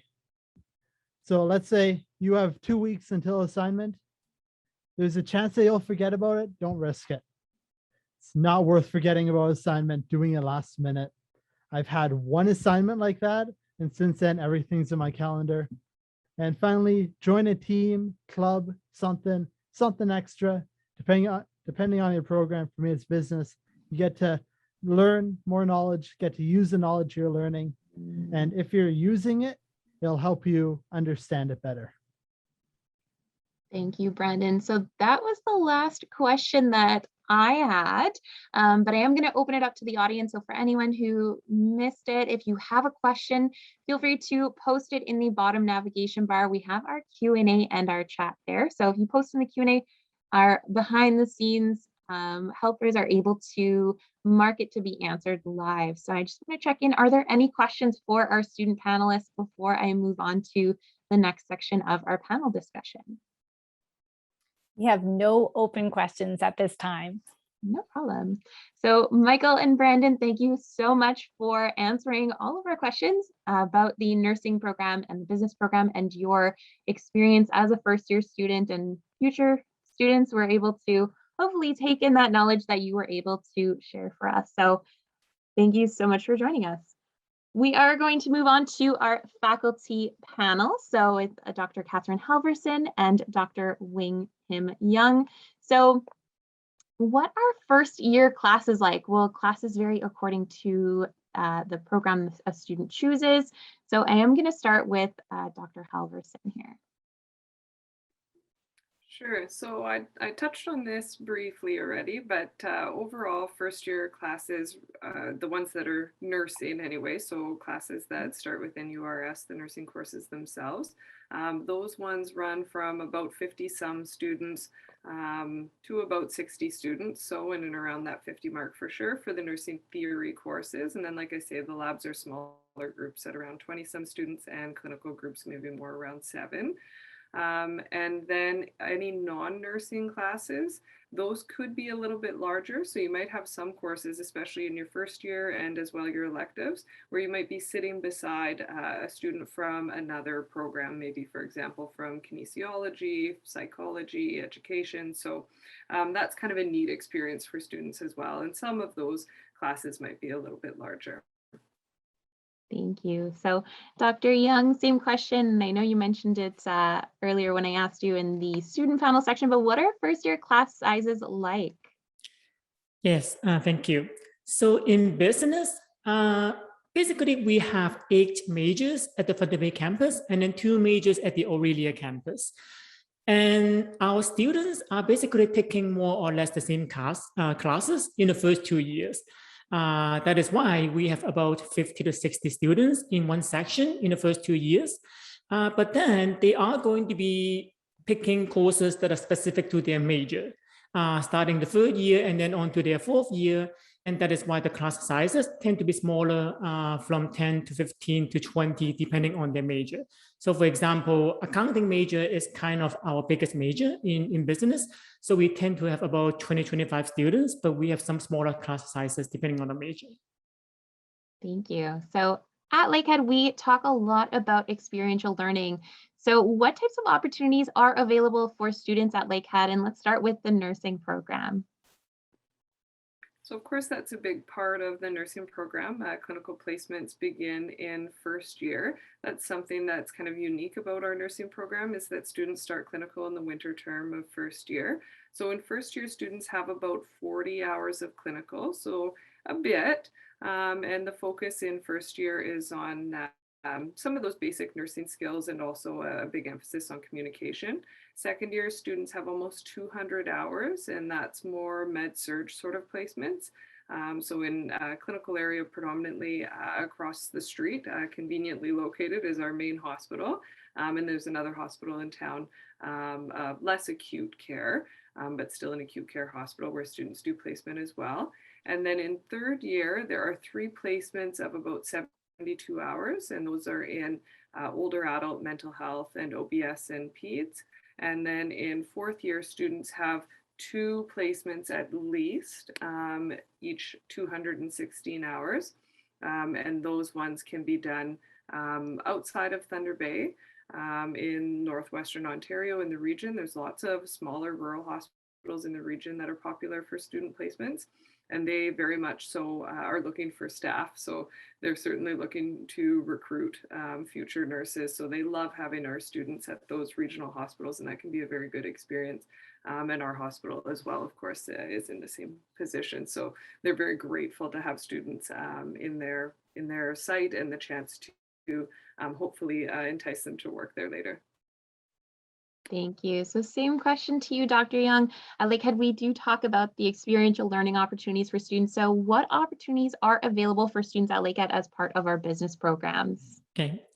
In business, we do have co-op for some of our majors, usually taking place after the second year and then on to the third and fourth year. So in order to get a co-op designation in business, you have to do a co-op for 12 to 16 months, meaning that your degree is going to be extended to 5 years. On the other hand, we also have something known as the Work Integrated Learning Program, which is basically consisting of workshops and part-time placements during the school year, and usually in the third and fourth year of the program. And then on top of all these, we also have, in some of our fourth year courses, we work closely with organizations in town on student projects. So basically, this project requires students to analyze information, talk to managers in those organizations, and then try to solve some real life scenarios, problems, issues in the organizations. Thank you. Thank you, Dr. Young. So the next question I have here is, what should students expect in first year? And we'll start with the nursing program. Sure, thanks. So Michael had given some good advice, I think, for first year nursing students. And he mentioned something like treating it like a full-time job and the dedication of time in self-study outside of class time. And I think that was a very important point. And he's a good one to make it, being in that student position at this time. So I think that's the main thing. And then first year as well, you can expect to meet a lot of new people.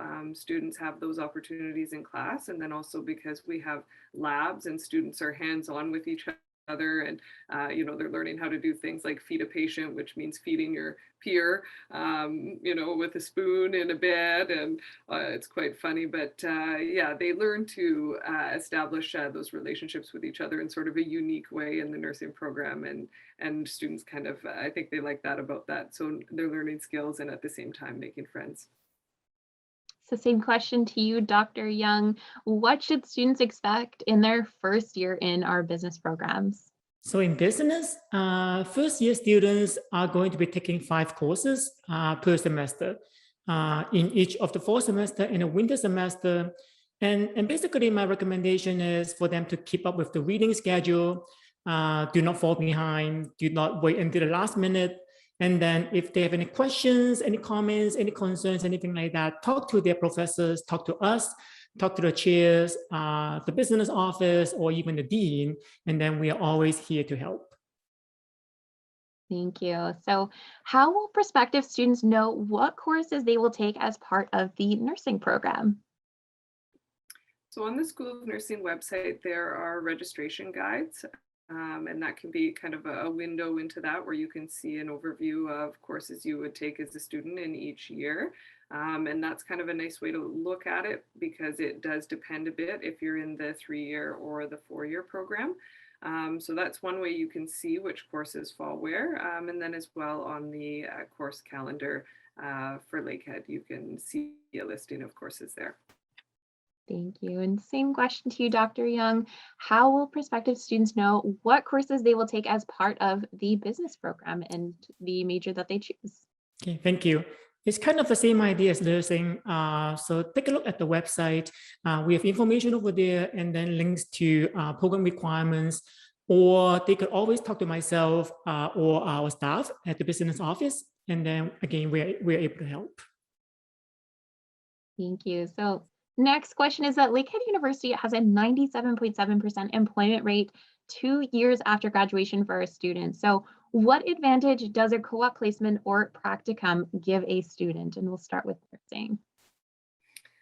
So I think nursing probably has and definitely will continue to have a probably 100% employment rate, unless of course someone didn't want to work at the time of graduation. But yeah, there is a nursing shortage in Northwestern Ontario and much broader than that. And internationally, it's expected that will be across the world 13 million nurses short by 2030. So that's a significant number. So the clinical placement certainly prepares students to have a good transition to practice, to feel comfortable and confident and competent in all the skills and things that they're learning in the program. So the placements give them a chance to stick a foot into a few different practice settings and areas of nursing. So working with different populations, different levels of acuity. So in our program, we try to make sure students have exposure to various areas. So I mentioned earlier placements in medical, surgical, in extended care, long-term care, and also in some specialty areas, caring for older adults and mental health and OBS and PEDS. So students in their fourth year have some opportunity to select where they're going, and that can certainly set them up well for having an experience on a unit where they can have that chance to make a good first impression. So it kind of acts like a 6-week long job interview for them in many cases. So that can certainly be helpful. Thank you. And so this will be our last question. So same question to you, Dr. Young, for our faculty as for those students. So what advantage does the co-op placement give for our business students? So basically, students are going to be getting some hands-on experience that allow them to apply their knowledge to different situations, organizations, corporations out there. And then essentially they are going to be, for example, getting to know more people, expanding their connections, network, and then increasing the chance that they are going to be getting a job after graduation. Thank you, Dr. Halverson and Dr. Young. So with our audience, I'm just wondering if there is any questions before I move on to ask Jenna a question here. We have no audience questions at this time. Thank you. So Jenna, if you could just give a quick overview of just what Student Central is for students. So Student Central is a one-stop for all students to ask any questions in regards to their university career. So from the moment you're thinking about applying, we can help you with your application and let you know important dates and things like that. While you're a student, for about half of our programs, we do the advising. So we can tell you which courses you need to take, which years, and do all of the course registration for you as well. And then once you graduate, we can guide you through that process as well. And guide you with any questions you may have about that process and applying into other programs. And if you've completed your degree and all of that kind of stuff, we can also point you in the direction of anyone that we can't directly help you. Perfect. Thank you, Jenna. So thank you to all our panelists and our presenters today for sharing such valuable information for our future students, our parents, and our families. So Lakehead University provides an exceptional learning experience for all of our students. So I'm just going to reshare my screen here. So we do have some upcoming events that I do want to share with our audience. So some events that are coming up, we do have our webinar series all about Lakehead. If you want to learn more about our campuses, our Aurelia Thunder Bay campus, our partnership program, more about residence athletics, you can definitely check us out. We do have our Discover Lakehead series where we do explore a little bit more about our faculties and our programs. And then we also have our STEM Discovery Day coming up this weekend on Saturday, November 20th, starting at 10 a.m. So on our upcoming events page, you can register for all of these events if you want to check out more about science, technology, engineering, and math. And then we do also have our virtual open house on Wednesday, December 8th at 4 p.m.